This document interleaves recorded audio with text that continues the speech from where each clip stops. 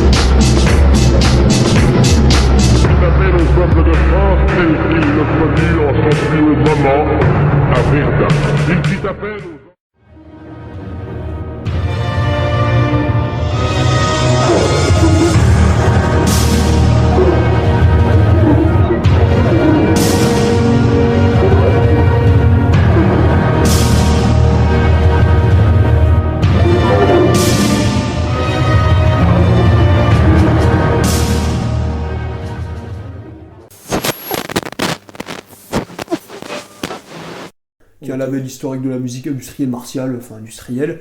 Et avant, il y a eu 4 EP en 5 ans, qui eux ne sont sortis qu'en version numérique, et qu'on est en train de remettre justement à l'accès sur internet, parce que on s'est fait censurer comme tout à chacun Sur YouTube, sur YouTube, Facebook, et puis d'autres sites. D'accord, par rapport à quoi? À la musique, au texte ou au visuel? Alors, en fait, j'ai pas d'informations complémentaires sur ça. Quand on a été banni sur toutes les plateformes, j'ai reçu plus ou moins le même message qui disait que c'était à cause d'une incitation à la haine raciale. D'accord, c'est très... Bon, alors, avec une musique où il y a... Parce que la musique industrielle martiale est une musique où, à part descendre le discours, peut-être qu'il n'y a pas de parole.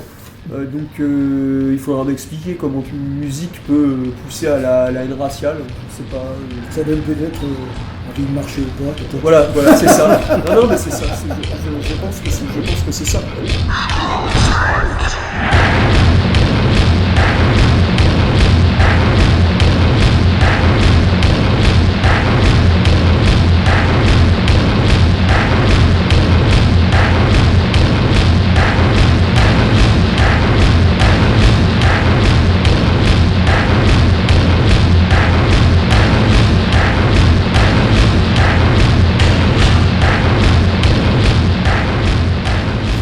On est irréprochable même sur les visuels, donc non, je pense que c'est tout.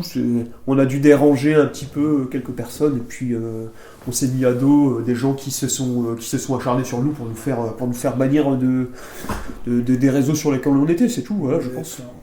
Okay. Là, on parle d'envie de marcher au pas, mais qu'est-ce qui, toi, t'a forcé à te tourner vers la musique martiale et pas vers un autre style de musique En fait, à partir du moment où j'ai quitté le milieu culturel, ce qu'il faut comprendre, c'est que je suis musicien depuis toujours. Je cherchais à produire de la musique, mais je cherchais à produire de la musique qui soit en accord avec mes idées, en fait. Et donc, c'était un peu compliqué, puisque on allume la télévision, la radio, je veux dire, musicalement, ce qui se fait 90% du temps, c'est des influences africaines ou autres. Peu importe, mais c'est loin d'être des influences européennes. Enfin, en tout cas, c'est ce que je ressens quand j'allume la télévision. Maintenant, je peux me tromper. Je peux te rassurer, tu n'es pas tout seul. Bon, voilà. Vous n'êtes pas tout seul. Donc voilà, non, l'idée c'était de produire de la musique en fait qui n'était pas influencée par quelque chose d'autre que l'Europe ou l'Occident, on va dire d'une manière un peu plus générale. C'est pour ça qu'on a commencé à produire de la musique industrielle martiale, parce que c'était justement la musique qui correspondait. Alors bien sûr, il y a d'autres genres, il y a le black metal par exemple, qui est un style, on va dire, relativement européen. Il existe d'autres genres aussi, hein, comme la oi, le rack, le riff. Il y a une pléiade, même au niveau de la musique électronique. Le BM, c'est un style européen. Je veux dire, les pays de naissance de l'EBM, c'est le nord de l'Italie, l'Allemagne, le Benelux. Donc voilà, c'est très européen. Mais oui, voilà, c'était ça le but, quoi. C'était faire de la musique, débarrasser une musique propre et débarrasser des influences extra-européennes. C'était ça le but.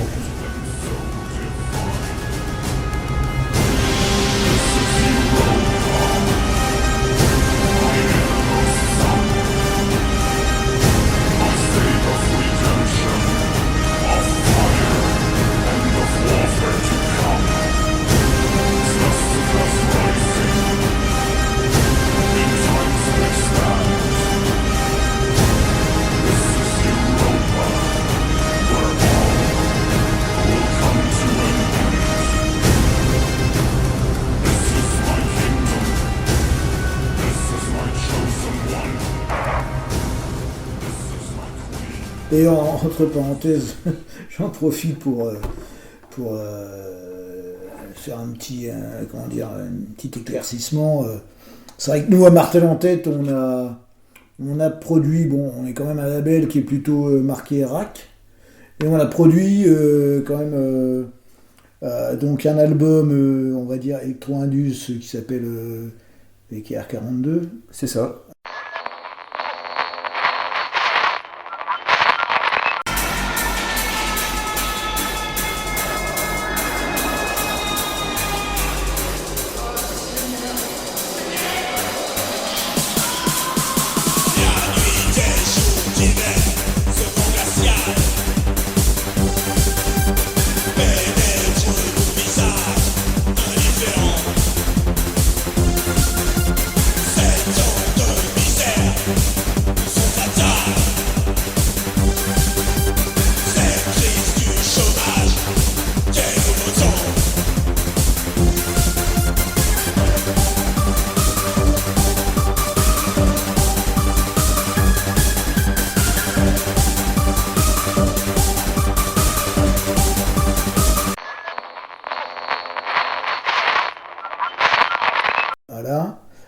Et puis aussi Gévaudan, donc, qui est plutôt vraiment électro. C'est Electro-Indus. Trop, ouais, voilà. Donc, et c'est vrai qu'il y a des types qui ont été dire mais qu'est-ce que c'est que ce truc, qu'est-ce que c'est que cette. Voilà. Donc en fait, il faut que ces gens-là, s'ils ont une conscience, il faut qu'ils aient conscience que c'est une musique 100% européenne. Et alors moi j'écoute de tout, et peut-être même plus européenne que le rock, puisque le rock, ça vient du blues, hein. Vraiment la musique électronique ou indus, martial, tout ce que tu veux, c'est vraiment à 100%, comment dire, européen. Après, on aime ou on n'aime pas, ça c'est une autre chose, quoi. Question de goût. Donc voilà, c'était une petite parenthèse, quoi. Non, moi je suis assez d'accord avec ça. Oui, le souci c'est que y a des gens qui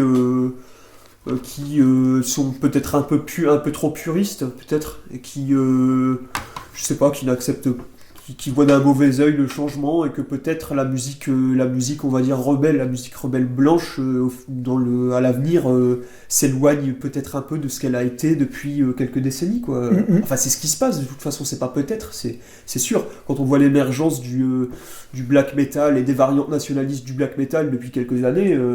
C'est une évidence que la musique nationaliste s'éloigne de plus en plus du rack et de la oi pour s'orienter vers le black metal et la musique électronique. Après, c'est mon avis, hein, mais pour avoir le nez dans les albums qui sortent au quotidien, dans les chiffres, etc., c'est une réalité. C'est une réalité. D'accord. Pour les auditeurs, ce qui serait intéressant, c'est que tu donnes, comment dire, des petites références. Par quoi on pourrait commencer? Par quel groupe on pourrait commencer pour goûter au final au martial? Le mieux, c'est d'écouter un gros groupe bien structuré, qui travaille bien. Je sais pas, je pense à Arditi peut-être.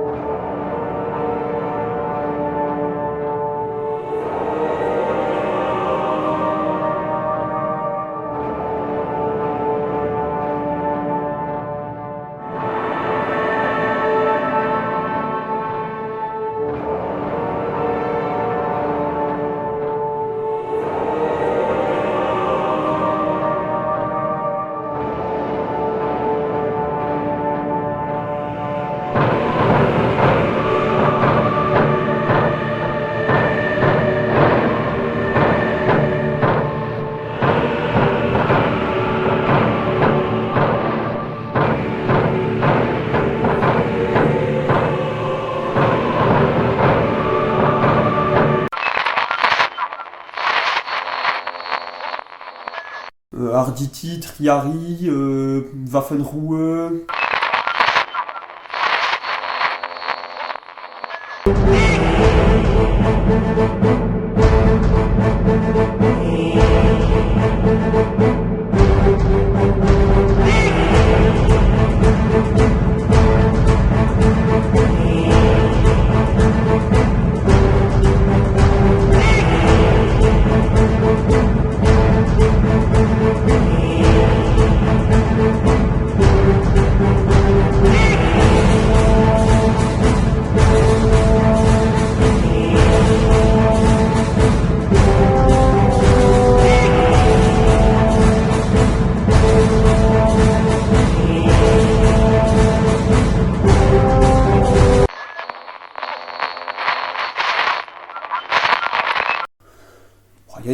Il y a énormément de groupes et de projets musique industrielle martiale, mais ouais, je pense que Triari et Arditi, pour commencer, c'est très bien. C'est on va dire des groupes de référence, donc et musicalement ils sont très bons.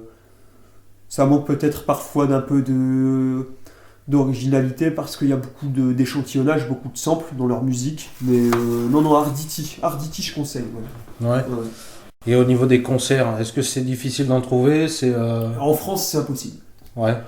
tout simplement en France, des musiques des concerts de musique industrielle martiale. Alors ça arrive qu'il y en ait dans le sud de la France de temps en temps, parce que c'est une musique qui est couplée un peu à la scène néo-folk, post-punk, cold wave, etc.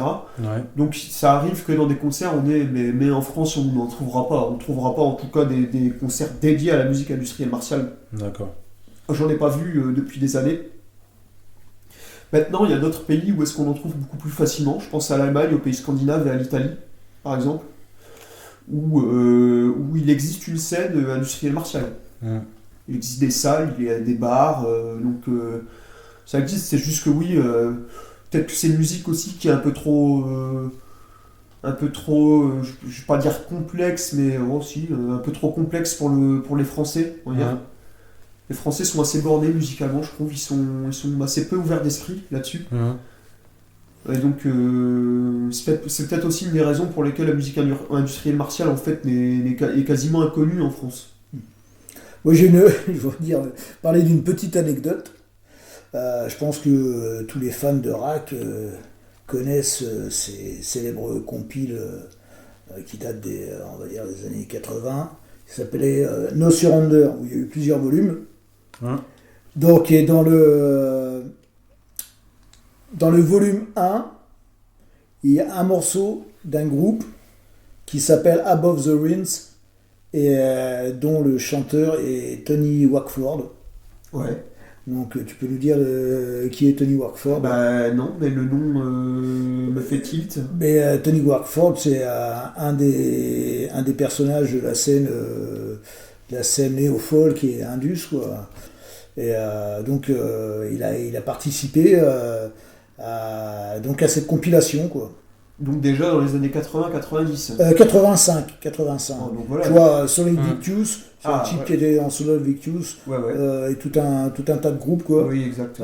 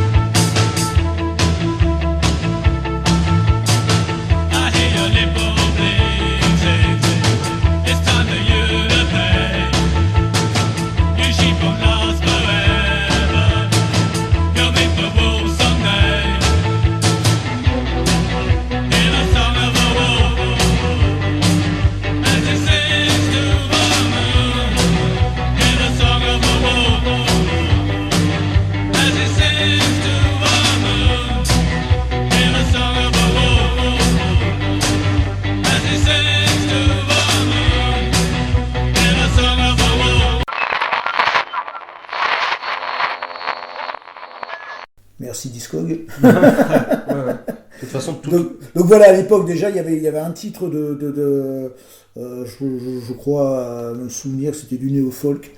Donc voilà. Ah oui, ouais. Donc il avait sa place dans...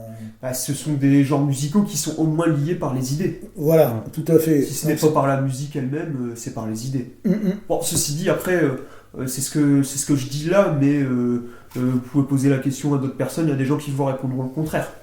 Des gens qui vous diront que la musique néo-folk, la musique industrielle martiale, elle n'est pas teintée politiquement, et qu'il ne faut pas qu'elle soit teintée politiquement, et que... Bon, après, tout ça, c'est des questions de... C'est des questions... On voit tout ce midi, bon, voilà. Moi, je pense que la musique industrielle martiale, de toute façon, c'est pas je pense, elle est produite majoritairement par des gens de droite, même de la droite radicale. Il y a des gens d'extrême gauche qui produisent de la musique industrielle martiale. Je pense d'ailleurs à ce fameux groupe belge, Militia. Il y a un autre groupe qui s'appelle Militia Day, mais là c'est Militia qui est un groupe belge de musique industrielle martiale. Ce sont des éco-anarchistes. Enfin, bon, voilà, on est dans la posture la plus totale, dans la branlette intellectuelle maximum. Mais ça existe. Également, on avait parlé tout à l'heure d'une petite question qui était assez intéressante. C'était le profil des personnes qui, et même on peut parler statut des fois, mais le profil des personnes qui écoutent du martial. Parce que par exemple, dans la sphère skin, la majorité qui sont intéressés par cette culture sont des ouvriers. Oui, c'est vrai. Ouais. Donc au final, le martial, quel profil on pourrait donner à quelqu'un qui écoute majoritairement du martial ? Alors, dans les années à venir, je ne sais pas, j'espère que le profil évoluera. Par contre, c'est vrai que si on se penche un peu sur cette question, je crois que c'est une musique intellectuelle. On va pas se le cacher. C'est une musique difficile au premier abord. C'est un peu compliqué à comprendre. Si on tombe pas sur le bon morceau, on peut être fâché avec le genre pour 10 ans avant de trouver quelque chose de bien écouté. Donc, ça serait élitiste, tu penses? Ça l'est. Moi, je pense, hein, c'est salé. Hein, c'est une évidence. Autant chez les producteurs que chez les gens qui l'écoutent.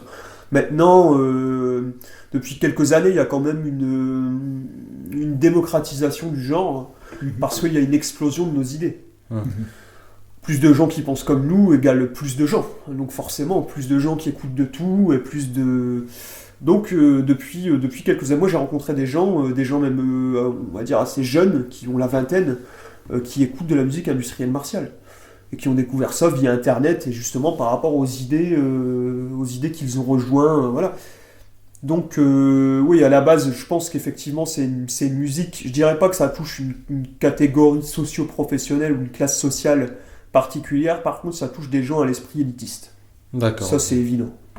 Est-ce que tu aurais un titre en particulier à faire écouter aux auditeurs? Bon, j'en ai toujours beaucoup. Celui qui t'a le plus marqué?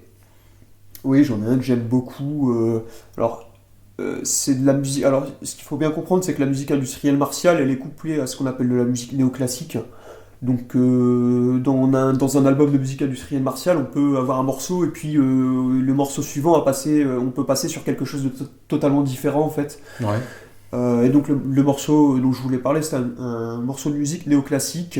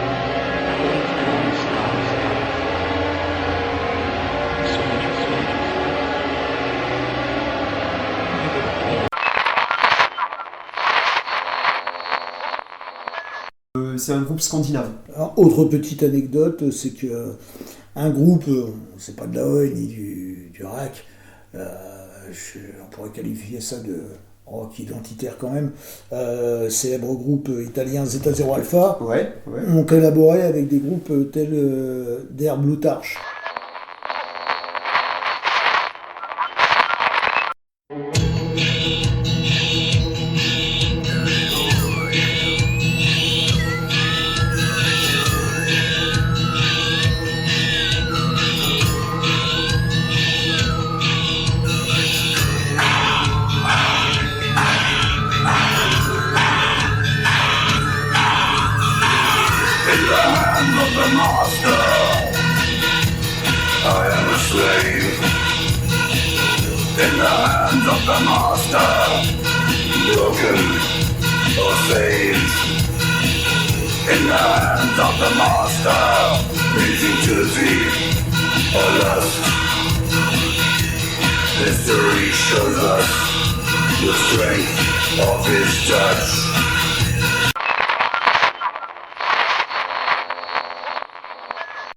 Oui, bien Ils sûr. ont fait jouer plusieurs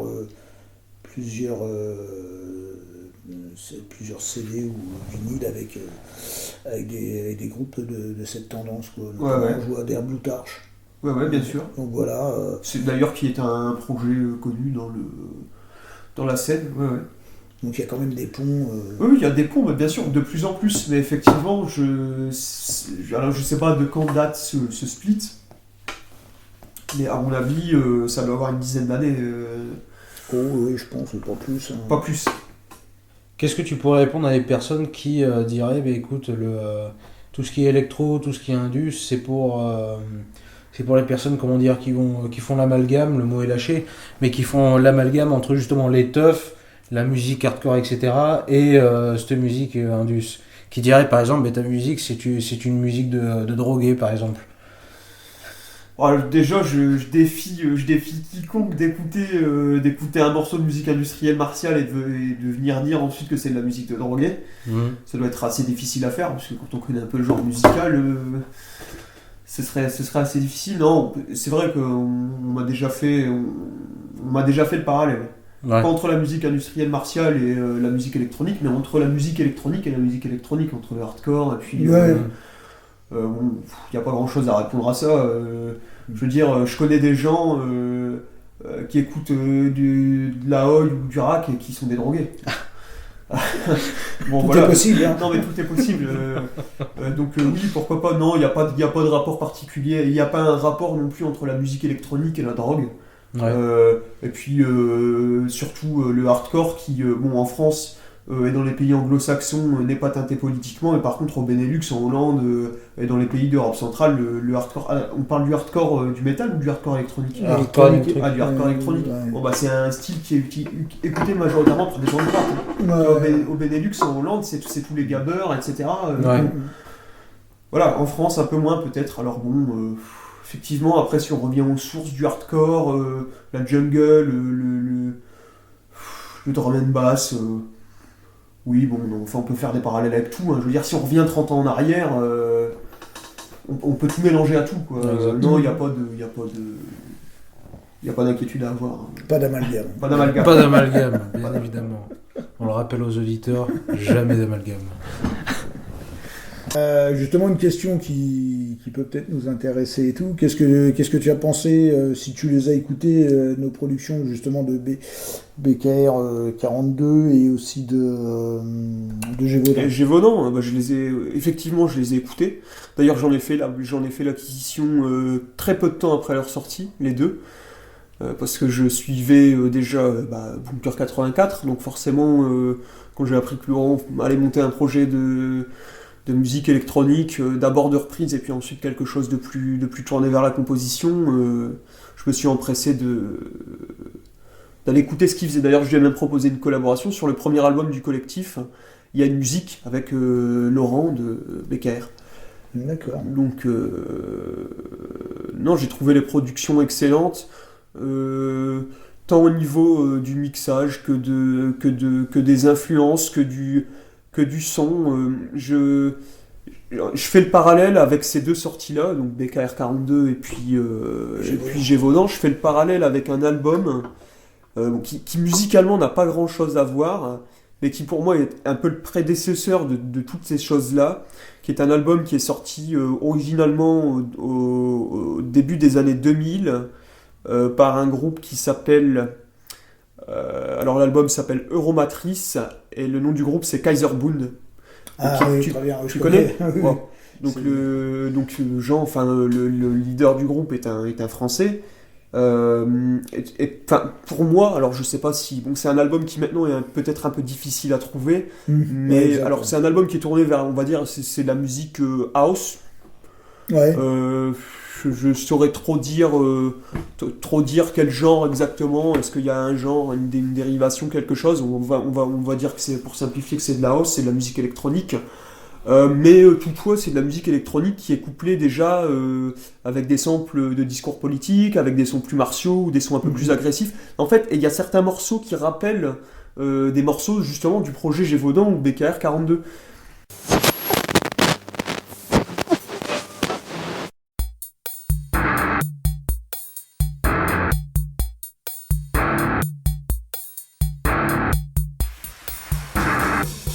direction de la sécurité nationale surveille le monde entier. Fax, téléphone, satellite, communication.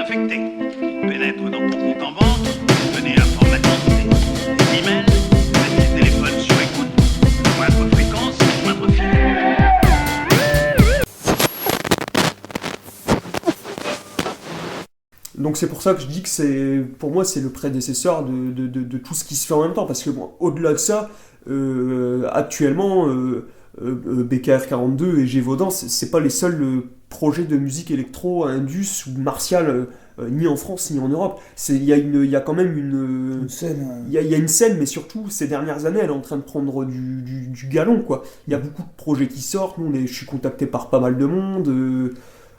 Il y a beaucoup de gens qui font de la musique, qui sont d'excellents producteurs musicaux, mais à qui ça viendrait jamais à l'esprit de composer tout un album, de sortir un album, d'aller chercher un label, etc. Donc il y a aussi cette idée-là dans le prochain album du collectif de faire en sorte qu'il y ait des gens neufs, du sang neuf, quoi, sur la scène musicale, par des gens qui ne font pas forcément partie du milieu ou qui sont dans des genres musicaux différents, desquels on n'a pas l'habitude, quoi. Je pense que la clé c'est ça, quoi, c'est l'évolution musicale, et puis de toute façon la musique ça sert à conditionner, à attirer les foules.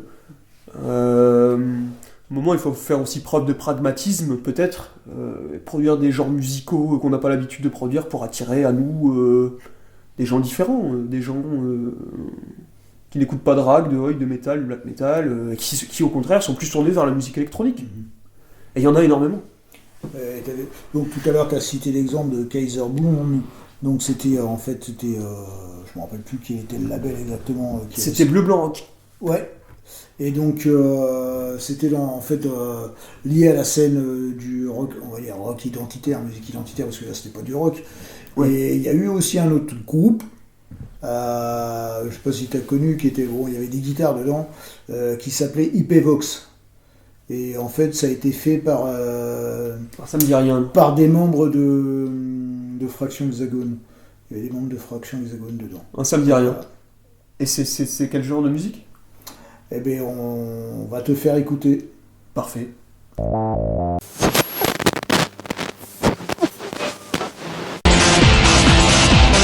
Baïonnés, ostracisés par le parti médiatique, aucun espace pour exister, et il se met la panique. Il paye house, une voix pour les résistants. Il paye house, une voix pour les dissidents. Assis devant ton clavier, tu communiques avec le monde entier. Propagande, agitation, au nom d'Europe, de notre tradition. Il paye house, une voix pour les résistants. Il paye house, une voix pour les dissidents.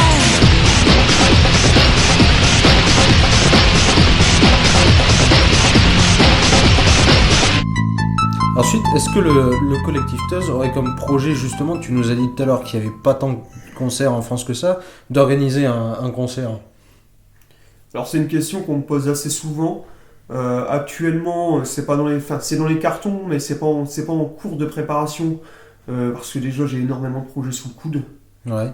Et puis il faudrait retravailler absolument toutes les musiques, parce que c'est des musiques qui sont faites pour être jouées sur des synthés, ou qui sont faites de manière numérique, analogique, etc. Et donc pour faire une prestation scénique, il faudrait faire une nouvelle version de toutes les musiques, quoi. Donc ça prendrait un certain nombre de temps. C'est un excellent projet, seulement il faudrait avoir des fonds derrière, quoi, parce que je peux pas arrêter de travailler pour me concentrer là-dessus pendant un mois, quoi, c'est pas possible. Mais effectivement, le projet est plaisant. Je pense que ça viendra. Je pense qu'en fait, on est au tout début d'une reconquête du terrain culturel. Ça s'annonce, ça s'amorce. Aux journées de synthèse nationale de cette année, on en a beaucoup entendu parler. Il y a même on va dire des ponts du milieu nationaliste qui, pour 2020, à mon avis, vont faire des annonces qui vont dans le sens de l'union entre différents mouvements de la scène nationale. Donc c'est des choses qu'on n'a pas vues depuis les années 80, 70-80. Donc je pense qu'il est en train de se passer quelque chose. On n'est pas loin d'enfin remettre un pied sur le terrain, quoi, et puis d'avoir une place. Mais bon, pour ce faire, il faut recréer des associations, quoi. Enfin, ce qu'on fait, quoi. Faut pousser le plus de monde possible à refoutre les pieds dans le milieu culturel. Mais je pense que c'est en bonne voie. Il y a 5-6 ans, quand on a monté le collectif, c'était un peu plus compliqué que maintenant. C'était beaucoup plus difficile, il y avait beaucoup moins de leaders d'opinion. La culture, ça n'intéressait absolument personne. Quand on parlait de culture, c'était la célèbre phrase: quand j'entends le mot culture, je sors mon flingue. Bon. Alors, je peux être d'accord, mais ça posait problème, quoi. Parce qu'on avait des gens, voilà, c'était même pas c'est pas la peine de leur parler de musique, mais de toute façon, je pense que vous avez eu le même problème avec le RAC et la Oi dans les années 80-90. Il y a une partie de l'extrême droite qui a dû vous cracher dessus, enfin. Oui, ou en tout cas qui vous voyez d'un mauvais œil et qui, alors que 30 ans après vous êtes toujours là, et aujourd'hui c'est plus la musique qui porte les idées que les idées qui portent la musique, si je puis dire, quoi. Ouais, Donc, c'est ça. C'est vrai que en plus c'est un style de musique, une mouvance. Ouais, je vais parler du RAC plus principalement, qui à l'époque où le riff a commencé à percer, grosso modo, il y a quelques personnes issues de cette tendance riff qui m'avaient dit: mais le RAC, nous on va le remplacer, ça va disparaître, quoi, parce que et puis en fait, au bout du compte, le riff a fait long feu. Bon, aujourd'hui quand même il reste, on va dire, 2 gros groupes qui ont survécu, et parce que bon, forcément c'est qu'ils étaient bons. Oui. Je pense que tu parles d'In Memoriam et de FTP. FTP, Ouais. voilà. Ouais. Mais globalement, ils n'ont pas vraiment de scène, quoi. Ni de label, ni de scène. Non, effectivement, c'est les deux gros groupes au niveau national. Il en existe de plus petits, mais non, il n'y a pas de scène, il n'y a pas de label, effectivement. Et d'ailleurs, c'est assez dommage, parce que le riff, c'est un style musical à part entière. Ça plaît beaucoup. Moi, je me rappelle de l'époque. Il y avait eu une compilation, je sais pas, le titre c'était avec le logo, avec le lambda d'ailleurs, qui a été réutilisé par les identitaires. D'ailleurs, la compilation s'appelait pas Musique Identitaire ou quelque chose comme ça ne dit pas quelque chose? C'est sorti avec un lambda dessus, et il y avait tout plein de groupes de riffs, ça a peut-être une vingtaine d'années maintenant. Moi je me rappelle il y avait Île-de-France dessus. Je me rappelle de Bleu Blanc Rock qui avait sorti une cassette, à l'époque c'était des cassettes, une compilation avec tout un tas de groupes. Et puis après, je crois que c'est à l'époque des identitaires, je crois qu'il y avait un CD qui était sorti avec pochette cartonnée et avec différents groupes, quoi, des extraits de. Ouais, ça doit être celui-là dont je parle. Et il y avait c'était une bonne idée en plus. Je crois que c'était, je sais plus, c'était en fait ils avaient fait ça pour faire passer le message, c'est-à-dire pour le vendre, par exemple à la sortie du collège, c'était une somme symbolique, quoi. Je me rappelle plus à l'époque si c'était 2 ou 5 euros, genre un truc comme ça. Ils avaient fait un peu pareil qu'avec à l'époque de Bleu Blanc Rock, avec la cassette, la compilation en cassette, quoi.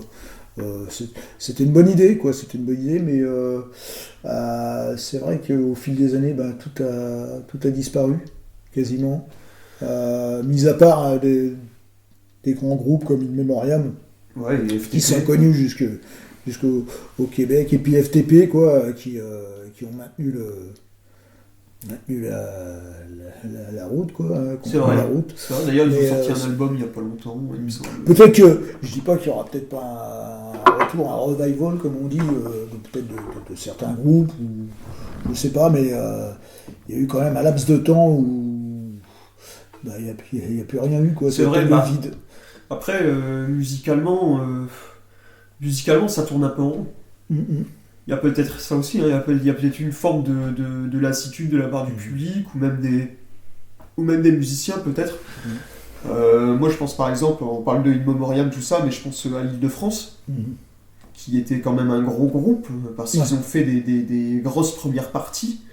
Et à cette époque-là, il y aurait pu avoir une une porte de sortie pour certains groupes de riff, on va dire, sur la scène nationale, quoi. S'ils avaient peut-être un tout petit peu plus édulcoré les paroles, ou il y aurait pu avoir quelque chose. Bon, ça ne s'est pas fait, mais... Je me rappelle avoir vu un concert de rock identitaire à une fête des Bleus Blancs Rouges organisée par le Front National à l'époque, et ça s'était mal fini. Parce que il y avait des types qui étaient un peu agités, ça avait un peu pogoté, et les types de la sécurité, ils comprenaient pas trop ce qui se passait, donc je crois qu'ils avaient à l'époque, ils avaient gazé tout le monde. C'était parti en sucette, quoi. C'était parti en sucette, et aussi il y avait des Nusks qui étaient un petit peu alcoolisés, qui avaient pas trop compris le concept de Basic Celtos. Donc ils avaient dû leur balancer des canettes, quoi. Ah, voilà, quoi, pour la petite anecdote. Basic Celtos,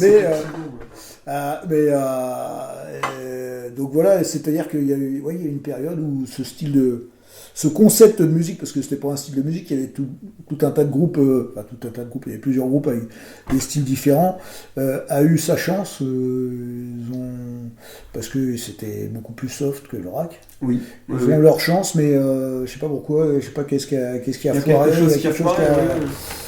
Faudrait peut-être demander aux intéressés si un jour vous avez l'occasion de faire une émission, une entrevue avec un des membres de FTP ou d'In Memoriam. Ils doivent en savoir un peu plus que nous sur la question, vu qu'ils l'ont vécu de l'intérieur directement. Ah bah, on pourra peut-être en parler avec Tanguy. Tanguy, si tu nous entends, on te salue. Salutations. Celui qui a pris en main les destinées de la France a le devoir de créer l'atmosphère la plus favorable à la sauvegarde des intérêts du pays. Ceux qui attendent aujourd'hui le salut de la France, je tiens à dire que ce salut est d'abord entre nos mains. Pour l'honneur du drapeau tricolore, guidé par un sentiment invincible, celui de l'amour jusqu'à la mort, défend la patrie, prospère et paisible. Race, lève-toi en nous, ta terre t'appartient, marchons sous leur masse, prêt à donner à notre peuple le sang sacré, la gloire et l'éternité.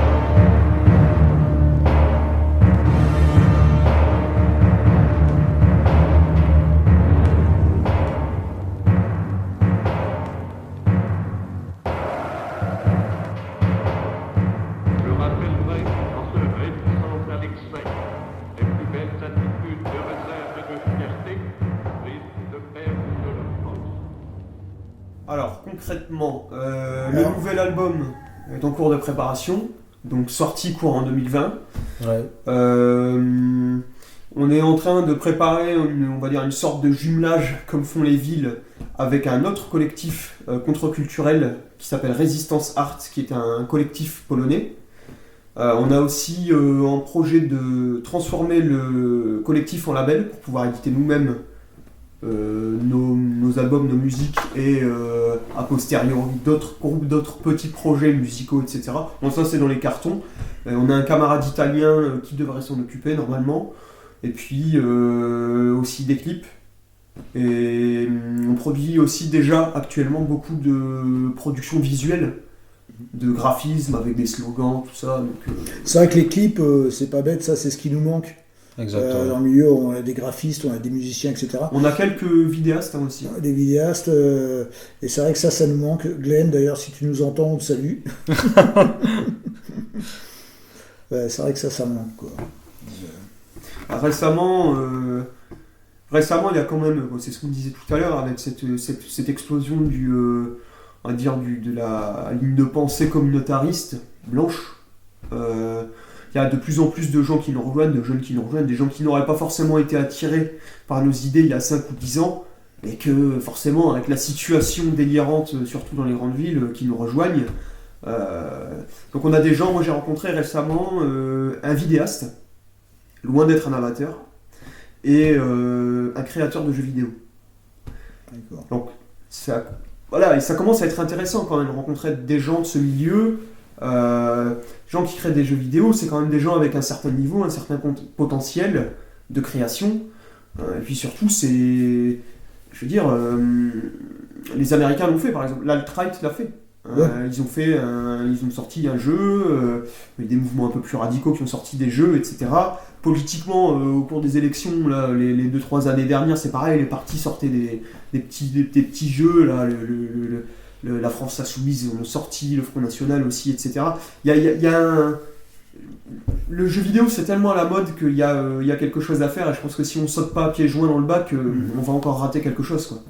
D'accord. Donc, ouais, je suis en discussion avec ces personnes-là que j'ai rencontrées dans ce milieu-là, dans le milieu du jeu, pour voir s'il est possible, dans les années à venir, d'envisager une création d'un jeu, un jeu politiquement incorrect, où il faudrait peut-être, je sais pas, défendre la France, ou, que sais-je, il faudra trouver des idées, rien n'est fait. Bah, écoute, mais en tout cas, on a des gens pourquoi pas, capables de le faire. Soyons partout. Mais voilà, soyons partout, bien sûr. Bien sûr. Bon. Voilà, c'est l'essentiel des projets. Bon bah très bien. Bah écoute, en tout cas, on te remercie d'avoir répondu à nos questions. C'est moi qui vous remercie. Et de nous avoir présenté ton projet, le projet du collectif, quoi. Et avec plaisir. Et puis, bah, je te dis à bientôt. Castor, tu as quelque chose à rajouter à tout ça ? Oui, est-ce que tu aurais un dernier mot pour terminer, ou un message aux auditeurs ? Un message aux auditeurs, oui, j'ai un message, bien sûr. C'est le même message que j'envoie au maximum partout. Le message, il tient en un mot, c'est agissez. Très bien. Voilà, très bien. De rien. Merci à toi, Rémi. À plaisir.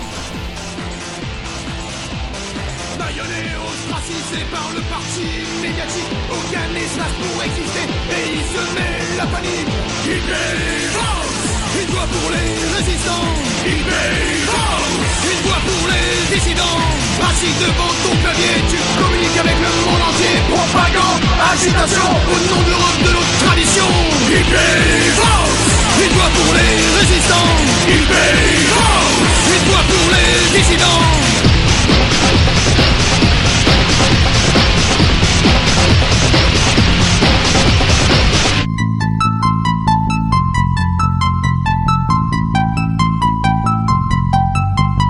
Par les listes de diffusion et les forums de discussion, tous les moyens sont bons pour faire basculer l'opinion.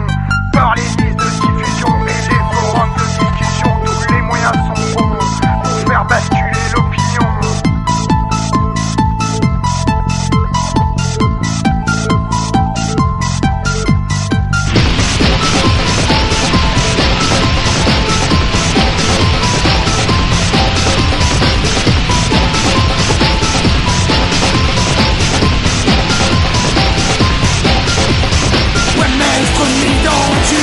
Ici et maintenant, on pilote des misères numériques qui mènent une guerre électronique.